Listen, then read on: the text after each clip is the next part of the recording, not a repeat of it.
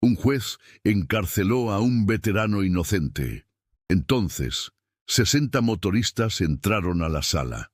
El sol de Guadalajara caía implacable sobre la avenida Chapultepec aquella tarde de julio. El calor se elevaba desde el asfalto en ondas visibles, distorsionando la imagen de los edificios al otro lado de la calle.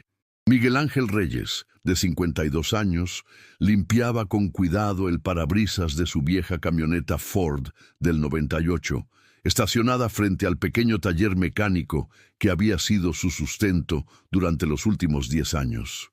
Sus manos, curtidas por décadas de trabajo duro, mostraban las cicatrices de una vida dedicada al servicio. Algunas eran del ejército mexicano, donde había servido durante 20 años antes de retirarse con honores. Otras eran más recientes, producto de años arreglando motores y transmisiones en su modesto negocio. Taller Reyes, decía el letrero desgastado sobre la entrada, con letras que alguna vez fueron azules, pero que el sol había tornado en un gris pálido. Miguel no era un hombre rico. Su taller apenas generaba lo suficiente para pagar la renta, mantener a su esposa Lucía y ayudar ocasionalmente a su hija Andrea, quien estudiaba enfermería en la Universidad de Guadalajara. Pero era un hombre respetado en la colonia Seattle, conocido por su honestidad y por nunca cobrar de más a sus clientes. Los vecinos lo saludaban con afecto genuino cuando pasaban por la calle.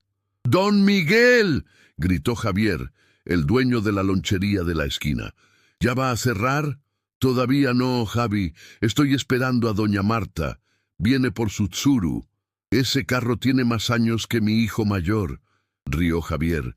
No sé cómo le hace para mantenerlo funcionando. Miguel sonrió con orgullo modesto. Esa era su reputación, el hombre que podía hacer que cualquier motor viejo volviera a la vida. No porque tuviera algún don especial, sino porque tenía paciencia, experiencia y un genuino amor por su oficio. Mientras esperaba, Miguel encendió un cigarro. Era su único vicio, uno que Lucía le reprochaba constantemente. «Te vas a enfermar», le decía ella cada mañana. Él siempre respondía lo mismo. «Después de sobrevivir a todo lo que sobreviví en el ejército, un cigarro no me va a matar». Era una broma entre ellos, pero había verdad en sus palabras. Miguel había visto cosas en su servicio militar que prefería no recordar. Operativos contra el narcotráfico en Michoacán, enfrentamientos en Tamaulipas, rescates de secuestrados en Sinaloa. Había ganado 3 condecoraciones por valor y había salvado la vida de compañeros en más de una ocasión. Pero esos días quedaron atrás. Ahora solo quería paz, trabajar honestamente y ver crecer a su nieta Sofía, la hija de Andrea. Eran las 6 de la tarde cuando escuchó el rugido inconfundible de motocicletas acercándose. Miguel levantó la vista y vio a un grupo de 5 motos detenerse frente a su taller. No eran motos nuevas ni caras, sino máquinas trabajadoras, Harleys viejas y algunas Honda modificadas. Los hombres que las conducían vestían chalecos de cuero, con el emblema de un águila y las palabras «Hermanos del Camino MC, Guadalajara». El que parecía ser el líder, un hombre corpulento de unos 40 años, con barba espesa y tatuajes en los brazos, se quitó el casco y se acercó a Miguel. «¿Usted es Miguel Reyes, el veterano?» Miguel asintió, cauteloso pero no intimidado. Había tratado con todo tipo de personas en su vida. «Así es. ¿En qué puedo ayudarlos?» «Me llamo Roberto, pero todos me dicen Oso. Nos habló Tomás Hernández de usted. ¿Lo recuerda?» Miguel frunció el ceño, buscando en su memoria. Entonces sonrió. «¿Tomás, el muchacho que servía conmigo en el 43 Batallón?» «El mismo. Él es mi primo. Nos dijo que usted era el mejor mecánico de Guadalajara y que si alguna vez necesitábamos ayuda lo buscáramos.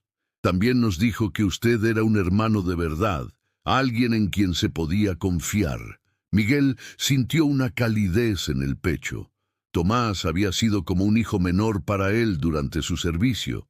Lo había entrenado, protegido y aconsejado. ¿Cómo está Tomás? Bien, don Miguel. Trabaja en Monterrey ahora. Tiene su propia empresa de seguridad, pero siempre habla de usted con respeto. ¿Y qué necesitan de mí? Oso señaló una de las motos, una Harley Softail del 2005. Esta belleza está dando problemas. El motor hace un ruido extraño y pierde potencia en las subidas. Hemos ido con 3 mecánicos y ninguno ha podido arreglarlo bien. Dura un mes y vuelve el problema. Miguel se acercó a la moto y la examinó con ojo experto. Encendió el motor y escuchó con atención frunciendo el ceño. Permítame revisarla, pero no puedo prometerles nada hoy. Ya es tarde. No hay prisa, don Miguel. Tomás nos dijo que con usted teníamos que tener paciencia porque hace bien las cosas. ¿Podemos dejarla aquí? Claro que sí. Mientras Oso llenaba los papeles y le daba sus datos de contacto, llegó doña Marta por su tsuru. Era una mujer de 60 y tantos años, maestra jubilada que había sido clienta de Miguel durante años. ¿Ya está listo mi carrito, don Miguel? Listo y probado, doña Marta. Le cambié las bujías y el filtro de aire. Ya no va a tener ese problema de que se apaga en los semáforos. ¿Cuánto le debo? 800 pesos. Doña Marta abrió su bolsa, pero Oso la detuvo con un gesto amable. Permítame, señora. Es un honor pagar la cuenta de una clienta de don Miguel. No, joven, no es necesario. Insisto, don Miguel es amigo de mi familia. Doña Marta miró a Miguel con una sonrisa y aceptó el gesto. Después de que se fue, Oso y sus compañeros se despidieron, prometiendo volver en unos días por la Harley. Don Miguel, dijo Oso antes de irse, si alguna vez necesita algo, lo que sea, nos llama. Tomás nos contó lo que usted hizo por él en Michoacán. Un hombre así siempre va a tener amigos en los hermanos del camino. Miguel asintió, agradecido. No sabía que ese encuentro casual sería lo que le salvaría la vida semanas después. La noche cayó sobre Guadalajara con su habitual alboroto urbano. Miguel cerró el taller a las 8 y condujo su camioneta por las calles atestadas de tráfico. Las luces de neón de los comercios iluminaban las avenidas principales, mientras vendedores ambulantes ofrecían tacos, elotes y fruta picada en cada esquina. El olor a carne asada se mezclaba con los gases de escape de miles de vehículos. Miguel vivía en una colonia de clase trabajadora al norte de la ciudad, en una casa pequeña pero digna que había comprado con su liquidación del ejército. Lucía lo esperaba con la cena lista, como todas las noches. «Llegaste tarde», dijo ella mientras servía pozole en 2 platos hondos. «Tuve un cliente nuevo, un grupo de motociclistas». Lucía frunció el ceño con preocupación. «¿Motociclistas? Miguel, ten cuidado con ese tipo de gente». «No son mala gente, Lucía. Vienen recomendados por Tomás Hernández». «Ah, Tomás. ¿Cómo está el muchacho?» «Bien, según me dijeron. Tiene su negocio en Monterrey. Cenaron en paz, hablando de cosas cotidianas. Andrea llamó para decir que llegaría tarde porque tenía un examen al día siguiente. Sofía, de 6 años, ya estaba dormida en la casa de Andrea. La vida era simple, tranquila, predecible, exactamente como a Miguel le gustaba después de años de caos y peligro. Después de la cena, Miguel salió al pequeño patio trasero de su casa. Era su ritual nocturno: sentarse en una silla vieja de plástico, fumar un último cigarro y mirar las estrellas. O al menos las pocas estrellas que se podían ver a través de la contaminación lumínica de Guadalajara. En esos momentos de silencio, a veces venían los recuerdos, rostros de compañeros caídos, el sonido de disparos, el olor a pólvora. Pero Miguel había aprendido a convivir con esos fantasmas. No eran fantasmas literales, por supuesto, solo memorias dolorosas que todo soldado lleva consigo. Había aprendido técnicas de respiración y meditación en las sesiones de apoyo psicológico para veteranos que ofrecía la Secretaría de la Defensa Nacional. No siempre funcionaban. pero ayudaban. ¿En qué piensas?, preguntó Lucía, saliendo al patio con un suéter. En lo afortunado que soy, respondió Miguel sinceramente. Tengo una buena esposa, una hija maravillosa, una nieta hermosa y un negocio honesto. No todos los veteranos tienen esta suerte. Lucía se sentó junto a él y tomó su mano. Te lo mereces, Miguel. Después de todo lo que diste al país, mereces esta paz. Él apretó su mano y sonrió. Si tan solo hubiera sabido que esa paz estaba a punto de ser destrozada de la manera más injusta posible. 3 días después, un miércoles por la tarde, Miguel estaba bajo el capó de la Harley de Oso cuando escuchó sirenas. No era algo inusual en Guadalajara, pero algo en el sonido le erizó la piel. Las sirenas se acercaban, mucho. 2 patrullas de la policía de Jalisco se detuvieron bruscamente frente a su taller. 5 oficiales salieron, con las manos en sus armas. «¡Miguel Ángel Reyes!», gritó uno de ellos. «¡Salga con las manos arriba!». Miguel sintió que su corazón se aceleraba, pero su entrenamiento militar tomó el control. Se limpió las manos con un trapo y salió despacio, con las manos claramente visibles. «¿Qué sucede, oficial? Vuélvase, manos en la pared». «¿Pero qué he hecho? Soy dueño de este taller. Tengo todos mis papeles en orden. Manos en la pared, ahora». Miguel obedeció. Uno de los oficiales lo esposó mientras otro revisaba su identificación. Los vecinos comenzaron a salir de sus negocios y casas, observando la escena con curiosidad y preocupación. «Miguel Ángel Reyes Mendoza», dijo el oficial leyendo una orden, «queda arrestado bajo sospecha de encubrimiento y asociación con organización criminal. Tiene derecho a permanecer callado y a un abogado». «¿Qué? Eso es ridículo. Yo no tengo nada que ver con ninguna organización criminal. Eso lo decidirá un juez. Vámonos». «Pero mi taller, tengo que cerrar». «Lo cerraremos nosotros. Esto es ahora escena de investigación». Miguel sintió que el mundo se desmoronaba a su alrededor mientras lo metían en la patrulla. Vecinos que lo conocían desde hace años lo miraban con una mezcla de confusión y shock. Javier de la Lonchería gritaba: «Tiene que haber un error. Don Miguel es un hombre honrado». Pero las patrullas ya se alejaban, llevando a Miguel hacia el Ministerio Público. En las siguientes horas, Miguel aprendería que había sido acusado de algo incomprensible. Según el fiscal del caso, su taller supuestamente había sido usado como punto de encuentro para una célula del cártel Jalisco Nueva Generación. Los motociclistas que habían visitado su taller eran, según la acusación, sicarios disfrazados. Y Miguel era acusado de encubrir sus actividades. «Esto es una locura», repetía Miguel una y otra vez durante el interrogatorio. «Yo no conozco a esos hombres. Bueno, solo los vi una vez. Venían recomendados por un amigo del crimen organizado», insinuó el fiscal. Un hombre de 40 años con traje caro y una sonrisa que no llegaba a sus ojos. «No, un amigo del ejército, Tomás Hernández. Pueden verificarlo. Él trabaja en seguridad privada en Monterrey. Lo verificaremos. Mientras tanto, pasará la noche en el Separos». Miguel fue llevado a una celda fría y sucia en el Ministerio Público.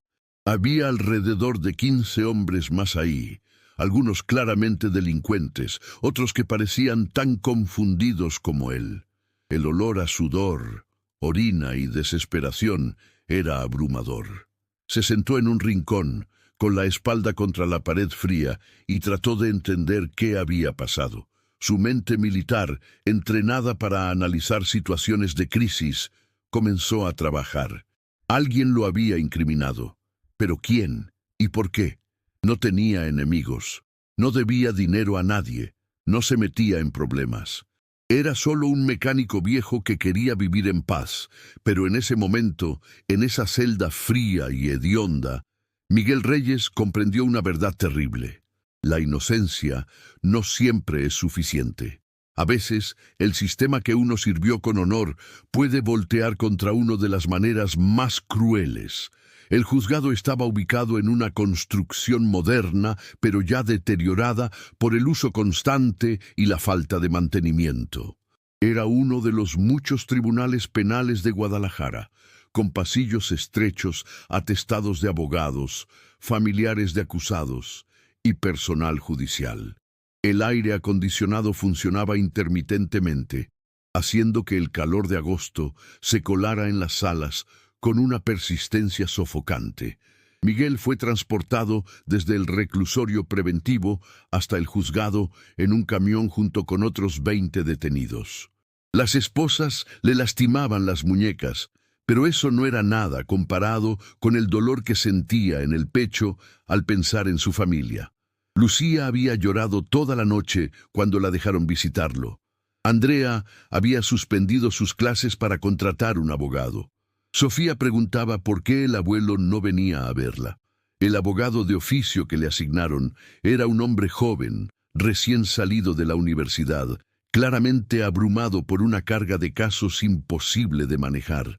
Durante la breve reunión que tuvieron antes de la audiencia, quedó claro que no estaba preparado para enfrentar la complejidad del caso. «Don Miguel, voy a hacer lo que pueda», dijo el joven abogado, cuyo nombre era Eduardo. «Pero tiene que ser honesto conmigo. ¿Conoce a los hermanos del Camino MC? Ya les dije 100 veces que no. Solo vi a esos hombres una vez.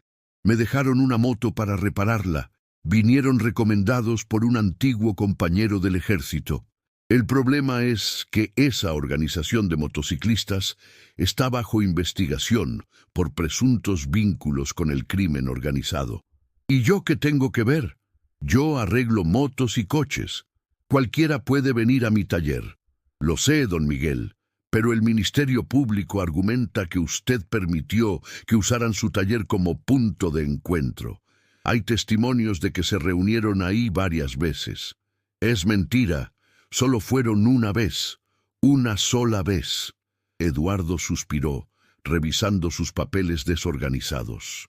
También tienen fotografías de vigilancia que muestran motocicletas estacionadas frente a su taller en diferentes ocasiones. Miguel sintió que su frustración aumentaba. «Claro, porque arreglo motos. Tengo muchos clientes que vienen en moto». «Don Miguel, cálmese. Lo entiendo, pero tenemos que prepararnos para lo peor. El juez que lleva su caso es conocido por ser estricto». Estricto era un eufemismo. El juez Héctor Salazar Ortega tenía reputación en Guadalajara por dictar sentencias duras y por su aparente desinterés en los matices de cada caso. Para él, los expedientes eran números, no personas. Y últimamente, con la presión del gobierno federal y estatal para mostrar resultados en la lucha contra el crimen organizado, los jueces estaban siendo particularmente duros con cualquier caso relacionado con el narcotráfico o pandillas. La sala del tribunal era pequeña y claustrofóbica. Paredes de un beige institucional, escritorios desgastados y una iluminación fluorescente que hacía que todos se vieran enfermos. El juez Salazar era un hombre de unos 60 años, calvo, con lentes de armazón dorado y una expresión perpetuamente severa.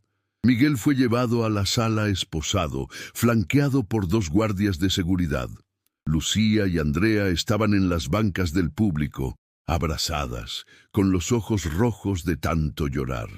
Javier, el de la lonchería, también estaba ahí, junto con algunos vecinos más que conocían a Miguel y no podían creer lo que estaba pasando. La audiencia comenzó con el fiscal presentando su caso. Era el mismo hombre del interrogatorio, el fiscal Rodrigo Méndez, conocido en Guadalajara por su ambición política y su tasa de condenas casi perfecta. Hablaba con una confianza ensayada, exponiendo evidencias que para Miguel sonaban como una pesadilla surrealista. «Su señoría», comenzó Méndez, «presentamos el caso contra Miguel Ángel Reyes Mendoza, acusado de encubrimiento y asociación delictiva. Las evidencias son claras. El taller del acusado fue utilizado repetidamente como punto de reunión para miembros de los Hermanos del Camino MC, una organización investigada por sus presuntos vínculos con el cártel Jalisco Nueva Generación. ¿Repetidamente?, interrumpió el juez. ¿Con qué frecuencia? Tenemos registros fotográficos de al menos 7 ocasiones en las últimas 6 semanas, Su Señoría. Motocicletas con el emblema del club estacionadas frente al establecimiento. Hombres entrando y saliendo del taller. Intercambios sospechosos. Eduardo se puso de pie temblorosamente. Su Señoría, mi cliente es un mecánico. Es completamente normal que diferentes motos estén en su taller. Él repara vehículos, esa es su profesión. ¿Todos con el mismo emblema?, preguntó el juez con escepticismo. Su Señoría, los Hermanos del Camino MC tienen más de 100 miembros en Guadalajara. Muchos usan motos. Es natural que algunos busquen los servicios de un mecánico respetado. El fiscal Méndez sonrió con suficiencia. Su Señoría, también tenemos el testimonio de un informante confidencial que afirma haber presenciado reuniones de planificación en el taller del señor Reyes. Miguel se puso de pie bruscamente, haciendo que las esposas tintinearan. Eso es mentira. No ha habido ninguna reunión en mi taller. Yo trabajo solo. Mi esposa viene a veces a traerme comida y mis clientes vienen, dejan sus carros y se van. Eso es todo. ¡Orden!, golpeó el juez con su mazo. Señor Reyes, permanezca sentado o será removido de la sala. Eduardo trató de calmar a Miguel, quien temblaba de frustración e impotencia. Don Miguel, por favor, deje que yo hable. La audiencia continuó durante 3 horas agotadoras. Eduardo, a pesar de su inexperiencia, hizo lo que pudo. Presentó cartas de recomendación de vecinos. Mostró los registros militares de Miguel, sus condecoraciones, su servicio honorable. Trató de argumentar que un hombre que había dedicado 20 años a servir a su país no se convertiría repentinamente en cómplice de criminales. Pero el juez Salazar parecía impermeable a estos argumentos. Sus preguntas eran cortantes, su tono escéptico. En un momento particularmente doloroso dijo: «Señor Reyes, he visto muchos casos. He visto personas con historias aparentemente impecables que terminan involucradas en actividades criminales. Su servicio militar, aunque admirable, no lo hace inmune a la corrupción. Su Señoría», dijo Miguel con voz temblorosa, «yo serví a este país con honor, arriesgué mi vida por México. ¿Cree usted que después de todo eso yo traicionaría todo lo que creí al trabajar con criminales? Eso es exactamente lo que el Ministerio Público está argumentando, señor Reyes». Lucía sollozaba audiblemente desde las bancas. Andrea la sostenía, sus propios ojos llenos de lágrimas. Javier negaba con la cabeza, incrédulo. El fiscal Méndez presentó más evidencias, registros de llamadas telefónicas entre el número de Miguel y números supuestamente asociados con miembros de los Hermanos del Camino.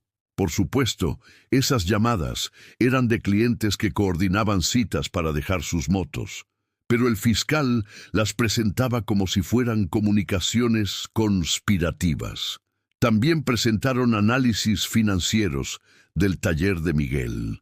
Supuestamente, había habido un incremento inexplicable en sus ingresos en los últimos 2 meses. Miguel explicó que simplemente había tenido más trabajo, que un cliente satisfecho siempre trae más clientes. Pero en la narrativa del fiscal, ese dinero extra era pago por servicios de encubrimiento. Su Señoría, argumentó Eduardo con creciente desesperación, todos estos puntos tienen explicaciones perfectamente legítimas. Mi cliente es un hombre honesto que está siendo perseguido por una coincidencia desafortunada. Conocer a personas investigadas no es un crimen. Repararle sus motos no es un crimen. Recibir recomendaciones de clientes no es un crimen. El juez Salazar se reclinó en su silla, estudiando los papeles frente a él. El silencio en la sala era sepulcral, interrumpido solo por el sonido del aire acondicionado que finalmente había decidido funcionar. Finalmente, habló. He revisado la evidencia presentada por ambas partes. El Ministerio Público ha construido un caso circunstancial, eso es cierto. Pero en el contexto actual de nuestra ciudad, donde el crimen organizado ha infiltrado todos los aspectos de la sociedad, no puedo tomar estos indicios a la ligera.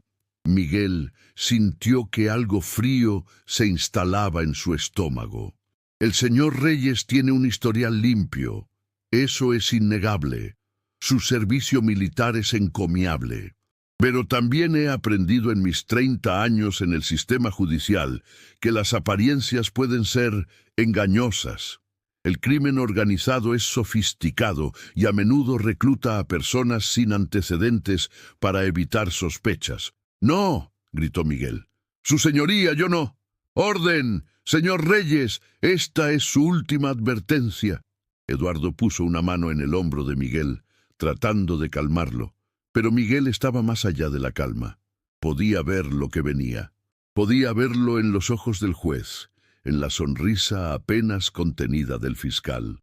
«Dadas las circunstancias», continuó el juez, «y considerando la gravedad de los cargos, ordeno prisión preventiva para Miguel Ángel Reyes Mendoza mientras se lleva a cabo una investigación más exhaustiva. El juicio formal se programará dentro de 4 meses.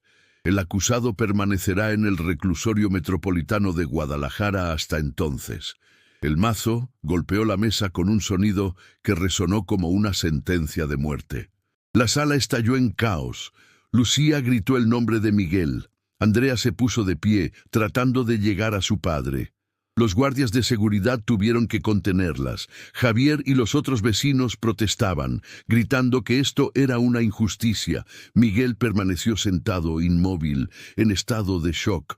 No podía ser real, no podía estar pasando. Había servido a su país, había sido un buen ciudadano, había pagado sus impuestos, criado a su hija con amor, trabajado honestamente cada día de su vida. Y ahora iba a la cárcel. Iba a prisión como un criminal común. Los guardias lo levantaron y comenzaron a llevarlo fuera de la sala. Miguel volteó a ver a su familia. Lucía estaba siendo sostenida por Andrea, su rostro una máscara de dolor y desesperación. Andrea lloraba incontroladamente, tratando de ser fuerte por su madre, pero fallando. «¡Los amo!», gritó Miguel. «Esto es un error. Voy a salir de esto. Se los prometo». Pero en su corazón, Miguel no estaba seguro de poder cumplir esa promesa. El reclusorio metropolitano de Guadalajara era un lugar que Miguel había esperado nunca tener que conocer por dentro. Era una instalación sobrepoblada con 3 veces más reclusos de los que debería albergar. La violencia era común, la corrupción era endémica y las condiciones eran, en el mejor de los casos, inhumanas. Miguel fue procesado, fotografiado, despojado de su ropa y sus pertenencias personales y vestido con el uniforme beige de los reclusos. Fue asignado al dormitorio C7, un espacio diseñado para 20 personas, pero que albergaba a casi 50. La celda era una pesadilla claustrofóbica. Literas de metal oxidado apiladas en 3 niveles. Un baño compartido que apenas funcionaba. Paredes con pintura descascarada llenas de grafiti y manchas de humedad. El olor era indescriptible, una mezcla de sudor, orina, comida rancia y desesperación humana. Los otros reclusos lo observaron cuando entró. Algunos con curiosidad, otros con hostilidad, algunos más con la indiferencia de quien ha visto llegar y irse a miles antes. ¿Nuevo?, preguntó un hombre joven con tatuajes en el cuello. «¿Por qué te cayó?». Miguel dudó. ¿Qué debía decir? ¿Que lo acusaban de trabajar con el crimen organizado? Eso podría ganarse enemigos o falsos amigos, ambos peligrosos. «Errores del sistema», respondió simplemente. «Soy inocente». El joven rió con amargura. «Aquí todos somos inocentes, carnal. Bienvenido al club». Los primeros días fueron los peores. Miguel, acostumbrado a la estructura y disciplina del ejército, ahora vivía en un caos controlado solo por la fuerza y el miedo. Había que pagar por todo, por una mejor litera, por comida decente, por protección, por usar el teléfono sin que te robaran. Miguel no tenía dinero para sobornar a los guardias, ni para comprar favores de los líderes de los grupos internos. Era un hombre viejo, un novato en ese mundo, vulnerable, pero algo lo salvó: su entrenamiento militar. Cuando 3 reclusos intentaron intimidarlo para quitarle su comida la tercera noche, Miguel respondió con una velocidad y precisión que sorprendió a todos. No lastimó gravemente a nadie, pero dejó claro que no era una víctima fácil. «Oye, viejo», dijo uno de los agresores después, frotándose el brazo que Miguel había torcido, «¿eres militar o qué?» «Fui. 20 años en el ejército». La noticia se extendió rápidamente. Los veteranos militares, aunque raros en prisión, eran respetados, no porque fueran violentos, sino porque tenían una reputación de honor y fuerza. Además, muchos reclusos tenían familiares en el ejército o conocían a alguien que había servido. Un recluso mayor, un hombre de unos 60 años llamado Ramón, se acercó a Miguel esa noche. «¿En qué unidad serviste?» 43 Batallón de Infantería, principalmente operativos contra el narco en Michoacán y Tamaulipas. Ramón asintió con respeto.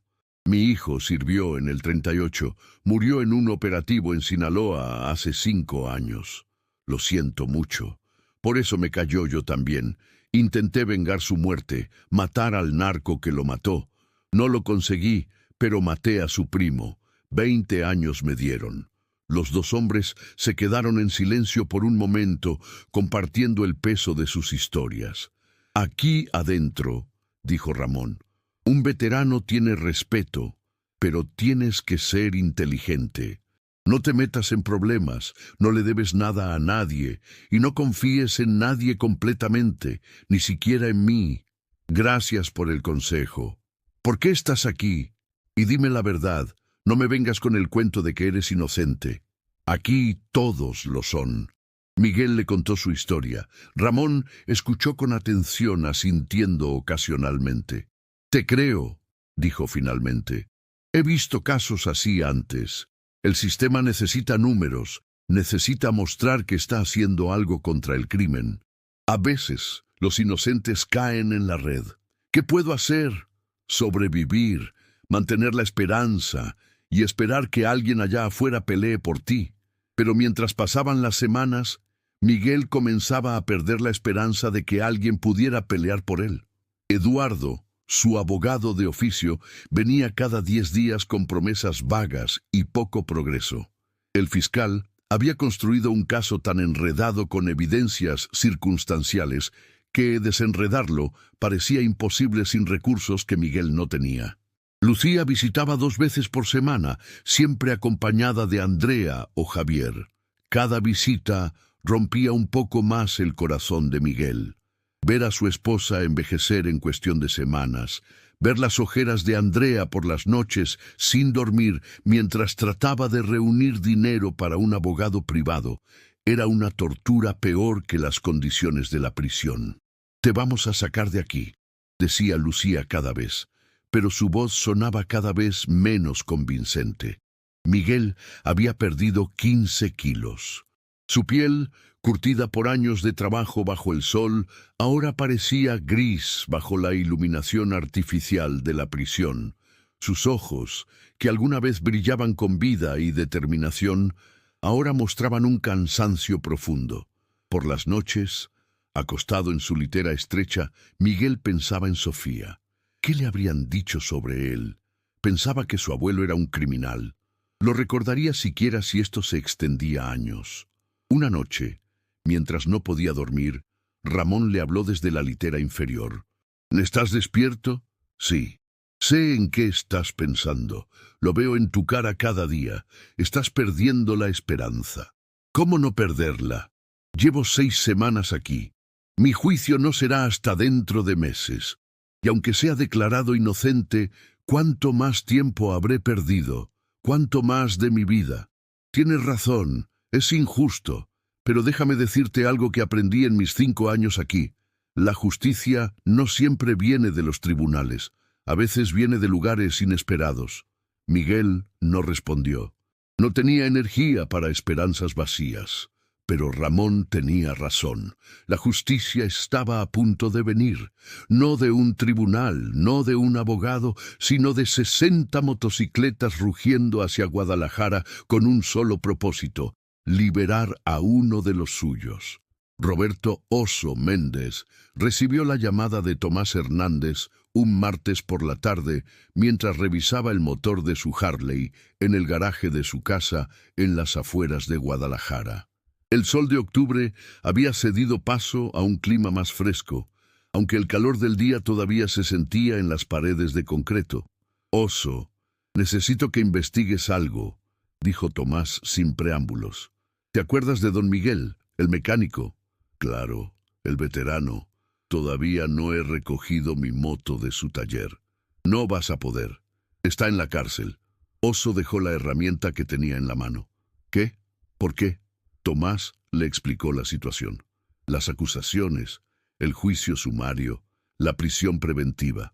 Había sido la esposa de Miguel quien, desesperada y sin saber a quién más recurrir, había encontrado el número de Tomás en unos papeles viejos de Miguel y lo había llamado. «Eso es una pura mentira», dijo Oso con rabia creciente. «Yo estuve ahí. Fueron solo 15 minutos. Le dejé mi moto para que la revisara. No hubo ninguna reunión ni nada de eso. Lo sé, pero el fiscal tiene fotos de motos con nuestro emblema frente a su taller en varias ocasiones. Porque varios hermanos han ido a que les arregle sus motos. Es un buen mecánico. ¿Desde cuándo eso es un crimen? Desde que decidieron que somos una organización criminal». Oso sintió que la rabia hervía en su pecho. Los hermanos del Camino MC no eran una pandilla criminal. Eran un club de motociclistas, personas que compartían el amor por las motos y la hermandad. Sí, algunos miembros tenían pasados complicados. Sí, algunos habían estado en problemas con la ley. Pero como club se dedicaban a viajes, eventos de caridad y apoyarse mutuamente. No eran el Cártel Jalisco Nueva Generación ni nada parecido. «Tomás, esto no está bien. Ese hombre te salvó la vida en Michoacán». «Lo sé, Oso. Por eso te estoy llamando. Necesito que los hermanos hagan algo. ¿Qué tienes en mente? Investiga. Encuentra pruebas reales, no esa basura circunstancial que tiene el fiscal. Y si es posible, haz ruido. Mucho ruido. El tipo de ruido que hace que los periodistas presten atención, que hace que la gente se pregunte por qué un veterano inocente está pudriéndose en prisión». Después de colgar, Oso convocó una reunión de emergencia del club. En 1 hora, 30 miembros de los hermanos del Camino MC Guadalajara estaban reunidos en su garaje, además de varios miembros de capítulos, hermanos de Zapopan, Tlaquepaque y Tonalá. Oso les explicó la situación. La indignación fue inmediata y unánime. «Tenemos que hacer algo», dijo Marco Huesos, el vicepresidente del club, un hombre delgado pero fuerte de unos 35 años. «No podemos dejar que esto pase». «Estoy de acuerdo», dijo Oso, «pero tiene que ser inteligente. No podemos hacer nada que refuerce la idea de que somos criminales. Tenemos que probar que somos ciudadanos preocupados que apoyan a un inocente». «¿Qué propones?» Oso había estado pensando en eso desde que habló con Tomás. «Primero, necesitamos información. Quiero que cada hermano que haya llevado su moto con don Miguel escriba una declaración jurada, fechas exactas, recibos si los tienen, fotos si las hay. Vamos a documentar cada visita legítima a su taller. Eso nos hace visibles ante el fiscal», advirtió Samuel Chuy, un miembro de 40 y tantos años que trabajaba como electricista. «Ya somos visibles, ya nos investigaron. No tenemos nada que ocultar, así que mejor usar eso a nuestro favor». «¿Qué más?», preguntó Marco. «Segundo, Necesitamos abogados, buenos abogados, no de oficio, sino gente que realmente pueda pelear. ¿Cuánto dinero tenemos en el fondo del club? Los hermanos del camino mantenían un fondo común alimentado por cuotas de miembros, usado principalmente para emergencias o para ayudar a hermanos en problemas. Después de revisarlo, tenían cerca de 150,000 pesos. No es suficiente para un gran bufete, dijo Marco, pero es un comienzo. Hagamos una colecta. Cada hermano aporta lo que pueda. Organicemos un evento, una rodada benéfica. La gente apoya causas justas. ¿Y el ruido que mencionó Tomás? Oso sonrió. Vamos a hacer la rodada más grande que Guadalajara haya visto, y vamos a terminarla exactamente donde necesitamos estar, en el tribunal. Durante las siguientes 3 semanas, los hermanos del camino trabajaron con una coordinación militar. Primero, reunieron todas las evidencias que podían encontrar de las visitas legítimas de miembros al taller de Miguel. Recibos, fotos, testimonios escritos. En total, documentaron 17 visitas diferentes de 11 miembros distintos a lo largo de 3 meses. Todas eran reparaciones mecánicas legítimas, con precios razonables y trabajo bien hecho. Contratar a un abogado privado fue más difícil. Muchos bufetes no querían tomar el caso, temerosos de represalias del Ministerio Público o de dañar su reputación al asociarse con un club de motociclistas. Finalmente, encontraron a licenciada Patricia Robles, una abogada de 40 años con reputación de defender casos difíciles y de no temer al sistema. Patricia revisó el caso y su evaluación fue directa. Es una injusticia obvia, dijo durante su primera reunión con Oso, Marco y otros líderes del club. El fiscal construyó un caso basándose en suposiciones y asociaciones vagas, pero desenredarlo va a tomar tiempo y dinero. Tenemos tiempo y conseguiremos el dinero, respondió Oso. ¿Cuánto necesita? Para hacer esto bien, revisar cada evidencia, contratar investigadores privados, preparar una apelación sólida, 200,000 pesos, mínimo. Los hermanos se miraron entre sí. Era mucho dinero. Lo conseguiremos, dijo Oso con determinación, y lo hicieron. Organizaron una rodada benéfica titulada Por la Justicia de Don Miguel. Invitaron a todos los clubes de motociclistas del estado de Jalisco, sin importar rivalidades o diferencias. La causa era más grande que cualquier disputa entre clubes.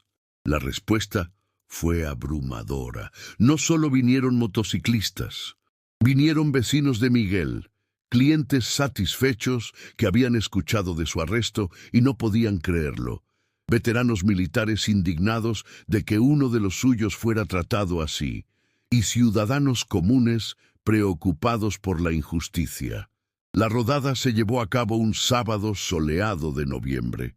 Más de 200 motos se reunieron en el Parque Agua Azul, el punto de partida.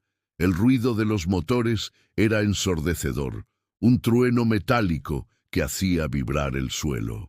Patricia Robles estuvo presente, así como Lucía, Andrea y la pequeña Sofía, quien llevaba una pancarta hecha a mano que decía «Liberen a mi abuelito». Los medios de comunicación también llegaron, atraídos por el espectáculo y por el ángulo humano de la historia. «¿Por qué hacen esto?», preguntó una reportera de un noticiario local a Oso. «Porque don Miguel Reyes es un héroe, no un criminal», respondió Oso frente a las cámaras. «Sirvió a este país durante 20 años. Salvó vidas, incluyendo la de mi primo, y ahora el mismo sistema que él protegió lo está traicionando. Eso no está bien. Los hermanos del Camino MC no somos criminales. Somos ciudadanos, trabajadores, padres de familia, y no vamos a quedarnos callados mientras un hombre inocente sufre». La rodada atravesó la ciudad, un río de metal y ruido que detuvo el tráfico y llamó la atención de miles. Cuando llegaron frente al reclusorio metropolitano, las motos se detuvieron y los motores fueron apagados. En el silencio repentino, Lucía habló por un megáfono. su voz temblando pero firme. Mi esposo es un buen hombre, un hombre honesto que solo quiere trabajar y mantener a su familia. No merece estar ahí dentro. Ninguna familia merece pasar por esto. Aplausos y gritos de apoyo resonaron en la calle. Dentro de la prisión, Miguel escuchó el ruido. Al principio no entendió qué era, pero cuando Ramón, que tenía contactos con guardias, le contó lo que estaba pasando afuera, Miguel lloró por primera vez desde su arresto. No estaba solo. No había sido olvidado. La rodada generó exactamente el tipo de atención que Oso había esperado. Los noticiarios locales cubrieron la historia. Las redes sociales explotaron con el hashtag Justicia para Don Miguel. La presión pública comenzó a crecer. Pero Oso sabía que la atención mediática no sería suficiente. Necesitaban algo más concreto. Fue Marco Huesos quien tuvo la idea crucial. Oso estaba pensando, ¿quién es este informante confidencial que supuestamente presenció reuniones en el taller de Don Miguel? No lo sabemos, por eso es confidencial. Exacto. Pero, ¿y si no existe? ¿Y si el fiscal inventó el testimonio? Oso frunció el ceño. Eso sería ilegal. Un fiscal no puede si piensa que nadie lo va a descubrir.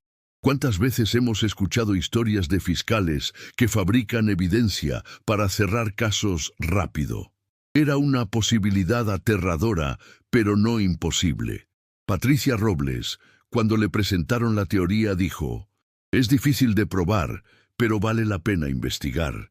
Necesitaría acceso a los registros completos del caso, incluyendo cualquier documento sobre el informante». ¿Y cómo conseguimos eso? Con una moción legal y con presión, mucha presión. Patricia presentó una solicitud formal para revisar todas las evidencias, incluyendo la identidad y los testimonios del informante confidencial. El fiscal Méndez se opuso vehementemente, argumentando que revelar esa información pondría en peligro al informante. Pero la presión pública estaba creciendo. Periodistas comenzaron a investigar el caso por su cuenta. Uno de ellos, un reportero llamado Javier Sánchez, del periódico El Informador, encontró algo interesante. El fiscal Méndez tenía un historial de cerrar casos rápidamente, a veces con evidencia cuestionable. En 2 ocasiones anteriores, sus condenas habían sido revocadas en apelación por irregularidades procesales. Cuando esta información salió a la luz, más presión cayó sobre Méndez y sobre el juez Salazar. Mientras tanto, en prisión, Miguel trataba de mantener la cordura. Las visitas de Lucía y Andrea eran su único ancla a la realidad exterior. Patricia también lo visitaba regularmente, manteniéndolo informado de los desarrollos. «Don Miguel, hay esperanza», le dijo durante una visita. «Estamos desenredando su caso, pero necesito que sea paciente». «He sido paciente durante 3 meses», respondió Miguel con cansancio. «¿Cuánto más?» «Su próxima audiencia es en 3 semanas. Para entonces tendré nueva evidencia que presentar. Confíe en mí». Miguel quería confiar, pero la prisión había erosionado su capacidad de esperanza. Fue Ramón quien lo mantuvo cuerdo durante esas últimas semanas. «¿Sabes qué es lo único que nos mantiene vivos aquí dentro?», dijo Ramón una noche. «No es la comida ni las visitas. Es la idea de que algún día saldremos, la idea de que la justicia, aunque lenta, eventualmente llegará. No pierdas esa idea, Miguel. Es lo único que tienes». Miguel asintió, aferrándose a esas palabras como un náufrago se aferra a un pedazo de madera. Mientras tanto, afuera, los hermanos del camino estaban preparando su golpe final. Habían conseguido el dinero para Patricia. Habían generado atención mediática. Habían demostrado que Miguel tenía apoyo. Ahora venía la parte crucial: presentarse en masa en la siguiente audiencia de Miguel. No con violencia, no con intimidación, sino con presencia, con solidaridad, con el tipo de hermandad que el sistema judicial no podía ignorar. Oso coordinó con capítulos de Hermanos del Camino de todo Jalisco y estados vecinos: Michoacán, Colima, Nayarit, Aguascalientes. El mensaje fue claro. Necesitaban números. Necesitaban mostrar que esto importaba, que un grupo grande de ciudadanos estaba prestando atención. La respuesta superó sus expectativas. 60 motociclistas confirmaron que estarían presentes en la audiencia. 60 hombres y mujeres, muchos de ellos veteranos militares también, trabajadores comunes, padres de familia, dispuestos a tomar un día libre del trabajo para apoyar a alguien que muchos ni siquiera conocían personalmente. Porque eso era lo que significaba ser un hermano del camino. No era solo sobre las motos, era sobre la lealtad, el honor y la justicia. Y estaban a punto de demostrarlo de la manera más impactante posible. La mañana de la audiencia amaneció clara y fresca.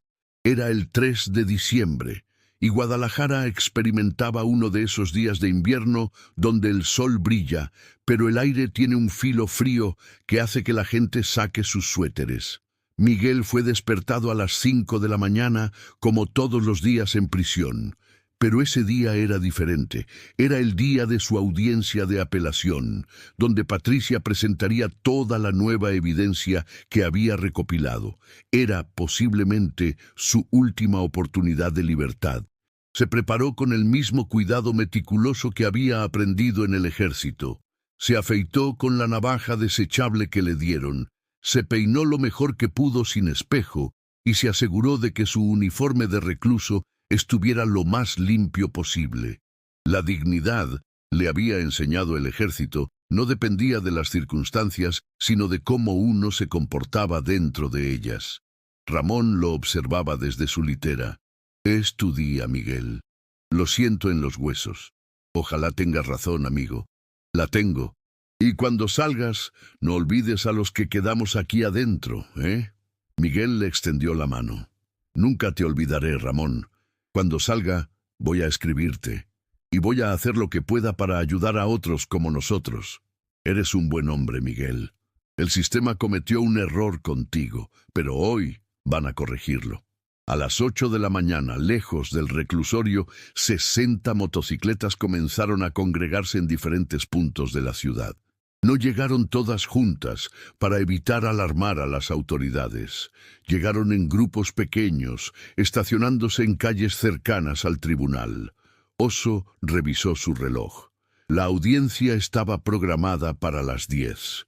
A las 9:45, todos los grupos comenzarían a moverse hacia el tribunal simultáneamente.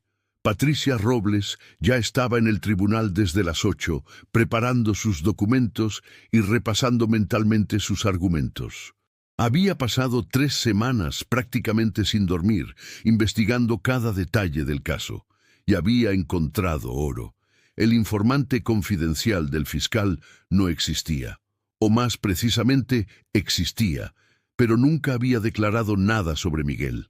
Patricia había encontrado al hombre, un pequeño delincuente con varios arrestos previos, quien confesó que el fiscal Méndez le había ofrecido una reducción de sentencia en un caso no relacionado a cambio de que confirmara cierta información. El informante nunca había estado cerca del taller de Miguel, nunca había presenciado ninguna reunión, era todo una fabricación. Cuando Patricia lo entrevistó con un notario presente, el hombre firmó una declaración jurada confesando todo. No porque fuera un héroe o porque de repente tuviera conciencia, sino porque Patricia le había explicado que mentir ante un tribunal podía añadir años a su sentencia, mientras que decir la verdad ahora podría ayudarlo. Esa declaración jurada era la pieza central de la apelación de Patricia, pero tenía más. Había encontrado registros de vigilancia de cámaras de seguridad de negocios cercanos al taller de Miguel. Esos videos mostraban claramente que las visitas de los motociclistas eran breves, consistentes con dejar o recoger motos para reparación. No había reuniones prolongadas ni intercambios sospechosos como el fiscal había alegado. También había conseguido declaraciones de 12 clientes de Miguel, incluyendo a un capitán de la policía de Jalisco que había llevado su moto personal al taller. Si Miguel realmente fuera un encubridor del crimen organizado, sería tan tonto como para operar abiertamente en frente de un oficial de policía. Finalmente, había contratado a un perito contable que había revisado las finanzas del taller de Miguel. El supuesto incremento inexplicable de ingresos era perfectamente explicable. Miguel había ganado un contrato con una compañía de taxis local para hacer mantenimiento a sus vehículos. Había facturas, recibos y contratos que lo probaban. Nada sospechoso, solo trabajo honesto. Patricia estaba confiada, pero sabía que la confianza no era suficiente. El juez Salazar era notoriamente terco.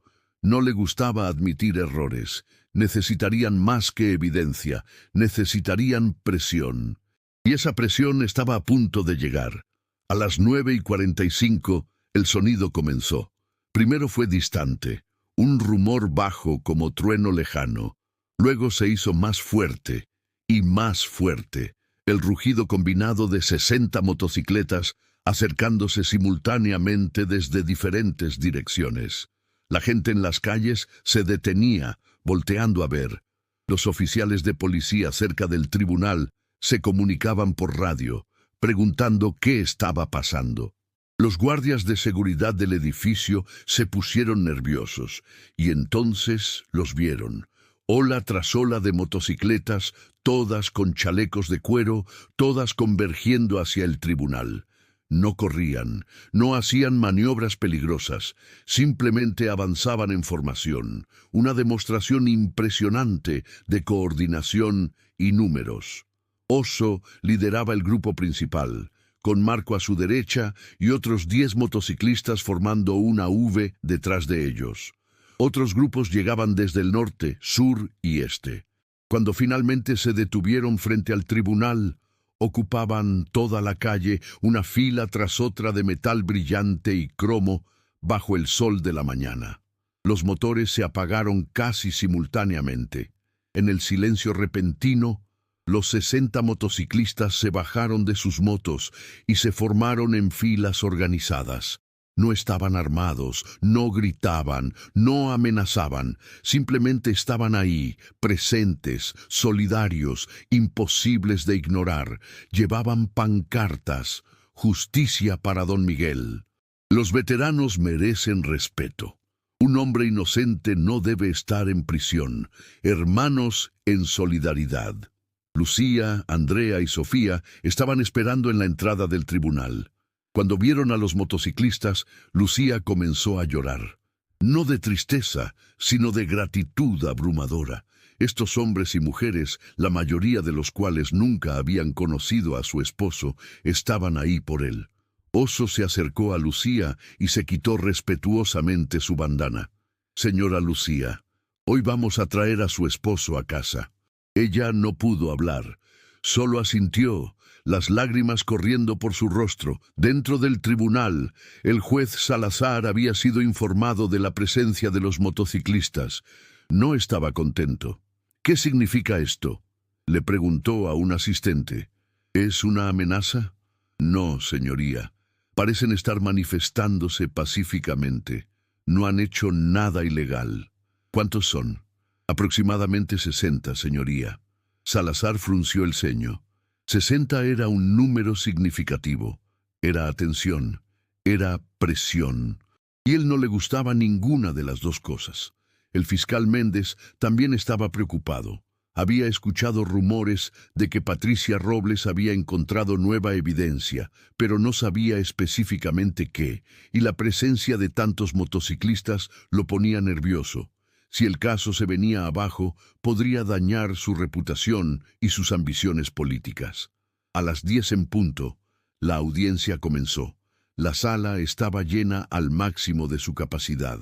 Periodistas, vecinos, miembros de organizaciones de veteranos, activistas de derechos humanos y en las primeras 3 filas del público, 60 motociclistas sentados en silencio con sus chalecos de cuero exhibidos con orgullo. Miguel fue traído a la sala esposado. Cuando vio a todos los presentes, especialmente a los motociclistas, sus ojos se llenaron de lágrimas. Buscó a Lucía con la mirada y ella le sonrió, levantando su mano en un gesto de amor y esperanza. El juez Salazar golpeó con su mazo. «Orden. Esta es la audiencia de apelación para el caso del Estado de Jalisco contra Miguel Ángel Reyes Mendoza.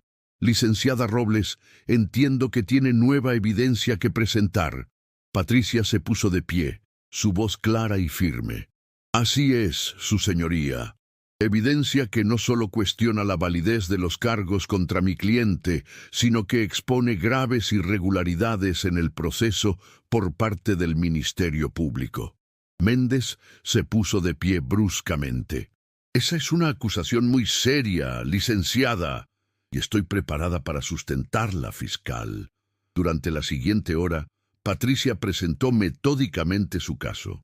Primero, la declaración jurada del supuesto informante confidencial, admitiendo que nunca había visto nada incriminatorio y que su testimonio había sido fabricado bajo presión del fiscal.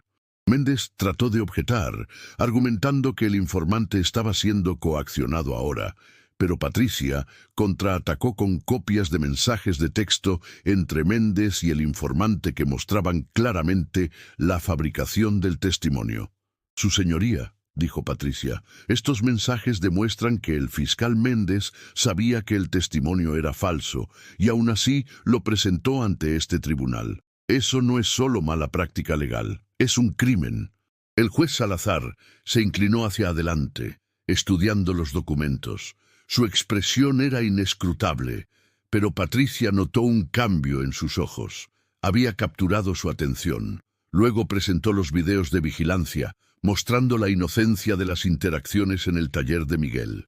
Presentó las declaraciones de los 12 clientes, incluyendo al oficial de policía. Presentó el análisis contable que explicaba perfectamente el incremento de ingresos. «Su señoría», concluyó Patricia, «la evidencia es clara. Miguel Ángel Reyes Mendoza es un hombre inocente que ha sido víctima de un sistema ansioso por mostrar resultados en la lucha contra el crimen organizado, al punto de sacrificar a un ciudadano honesto y un veterano militar en el proceso». Se volteó hacia el fiscal Méndez. El fiscal Méndez construyó este caso sobre mentiras, suposiciones y evidencia fabricada, y en el proceso ha destruido la vida de un hombre bueno y su familia. «Exijo no solo que se retiren todos los cargos contra mi cliente, sino que se investigue al fiscal por conducta indebida». El silencio en la sala era absoluto. Méndez estaba pálido, su confianza habitual evaporada. Sabía que había sido expuesto. El juez Salazar tomó un largo momento para revisar todos los documentos. Finalmente habló. «Fiscal Méndez, estas son acusaciones extremadamente graves. ¿Tiene alguna respuesta?» Méndez tartamudeó, buscando palabras. «Su señoría, yo actué basándome en la información que tenía en su momento. Si hubo errores...» «¿Errores?», interrumpió el juez. «¿Llama usted errores a fabricar evidencia?» «Su señoría, no fue mi intención». «¡Silencio!». El juez Salazar se quitó los lentes y se frotó los ojos. Cuando habló nuevamente, su voz era pesada con algo que podría haber sido remordimiento. «He sido juez durante 30 años. He visto muchos casos. He cometido errores, lo admito. Pero nunca he visto una injusticia tan clara como esta». Se volvió hacia Miguel. «Señor Reyes, levántese por favor». Miguel se puso de pie, temblando. «Señor Reyes, en nombre de este tribunal y del sistema judicial del Estado de Jalisco, le ofrezco mis más sinceras disculpas. La evidencia presentada hoy demuestra sin lugar a dudas su inocencia. Los cargos contra usted son retirados inmediatamente y completamente. queda libre para irse. La sala estalló en aplausos y gritos de alegría. Los 60 motociclistas se pusieron de pie como uno solo, aplaudiendo con fuerza. Lucía corrió hacia Miguel y los guardias, sonriendo por primera vez, no la detuvieron. Andrea la seguía, cargando a Sofía. Las esposas fueron removidas de las muñecas de Miguel.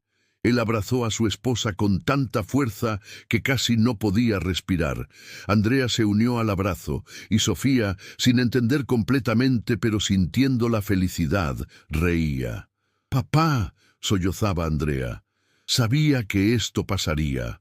Sabía que regresarías a casa.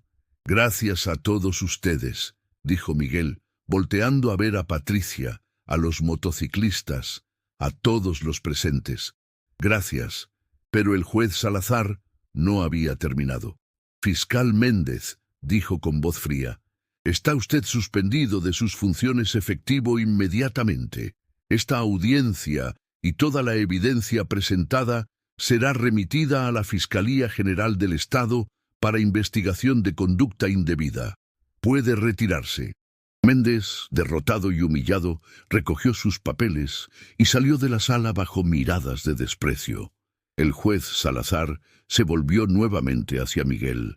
«Señor Reyes, siento profundamente el tiempo que ha perdido, el sufrimiento que usted y su familia han experimentado. El sistema le falló, yo le fallé.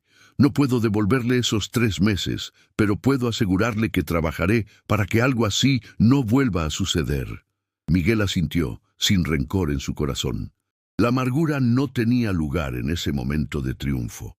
Cuando Miguel salió del tribunal, todavía abrazando a Lucía, fue recibido por los 60 motociclistas formados en 2 filas, creando un pasillo de honor. Mientras caminaba entre ellos, cada uno le dio la mano o una palmada en el hombro, ofreciendo felicitaciones y palabras de apoyo. Oso fue el último. «Don Miguel, bienvenido de vuelta al mundo. Lamento lo que pasó, pero me alegro de que hayamos podido ayudar». «¿Ayudar?», repitió Miguel con una risa que era mitad sollozo. «Me salvaron la vida. Me devolvieron mi libertad. No sé cómo agradecerles». «No tiene que agradecer nada. Así somos los hermanos. Cuidamos a los nuestros y a los que consideramos dignos de respeto. Usted siempre será bienvenido entre nosotros».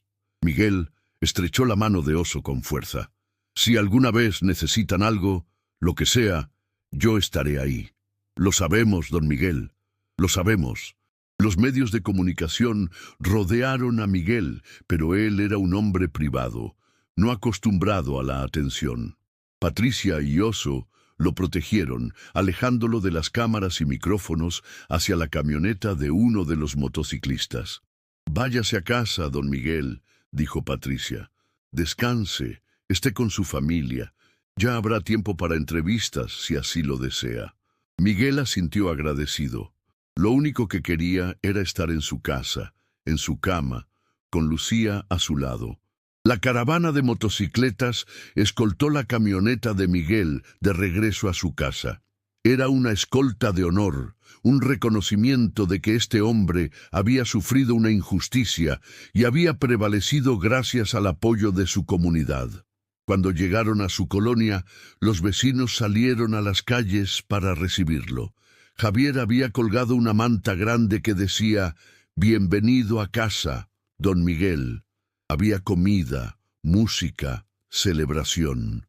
Miguel caminó entre sus vecinos, estrechando manos, recibiendo abrazos, sintiendo el amor de su comunidad. Estos eran los momentos que importaban, no los tribunales ni los fiscales corruptos, sino esto, personas buenas apoyándose mutuamente. Esa noche, después de que todos se fueron y la casa finalmente quedó en silencio, Miguel se sentó en su patio trasero. Lucía le trajo un café y se sentó junto a él. «Pensé que te había perdido», dijo ella en voz baja. «Yo también lo pensé. Hubo momentos, allá adentro, donde perdí la esperanza, pero siempre estaba ese pensamiento de volver contigo, de ver crecer a Sofía, de vivir mi vida». «¿Vas a volver al taller?». Miguel lo pensó. Su taller había sido cerrado durante casi 4 meses. Probablemente había perdido todos sus clientes. Tendría que empezar de cero. Sí, dijo finalmente, voy a volver. Pero también quiero hacer algo más. Quiero ayudar a otros veteranos que están en problemas. Quiero trabajar con organizaciones que luchan contra las injusticias en el sistema. No puedo dejar que lo que me pasó le pase a alguien más. Lucía tomó su mano. Eres un buen hombre, Miguel Reyes. Siempre lo has sido. Eso es lo que más me duele de todo esto. Que trataran de hacerte parecer como algo que nunca fuiste. Pero no lo lograron. Y esa es la verdadera victoria. Miguel encendió un cigarro, su ritual nocturno restablecido. Miró las estrellas, o las pocas que podía ver a través de la contaminación lumínica. Pero esa noche brillaban un poco más. Pensó en Ramón, todavía en prisión, y en todos los otros hombres injustamente encarcelados.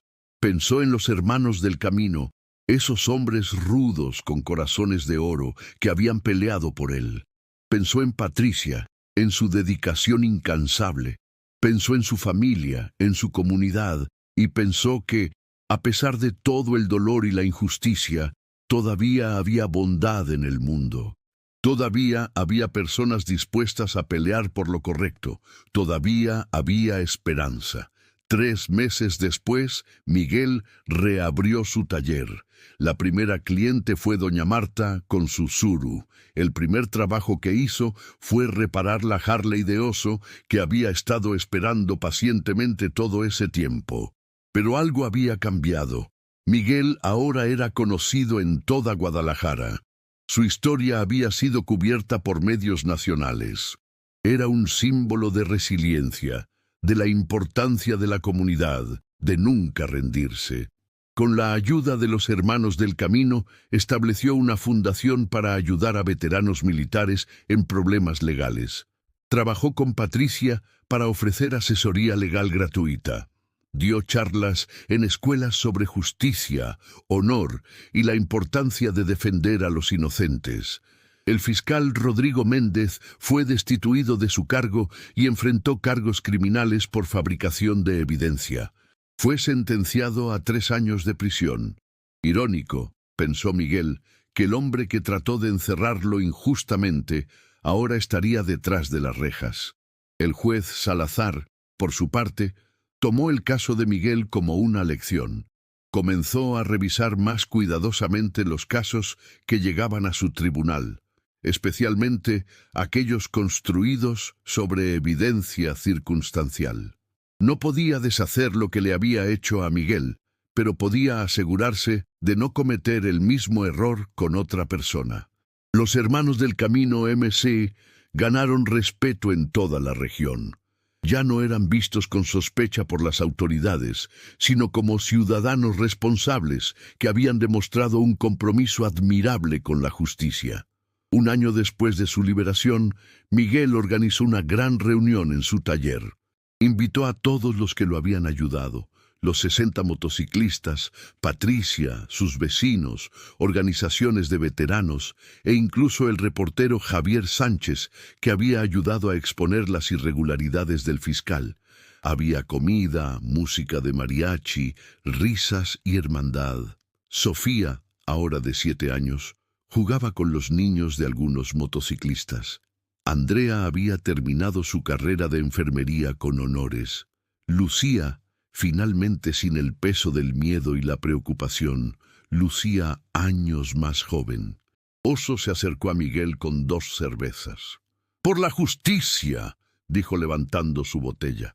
«¡Por la justicia!», respondió Miguel, chocando su botella contra la de Oso.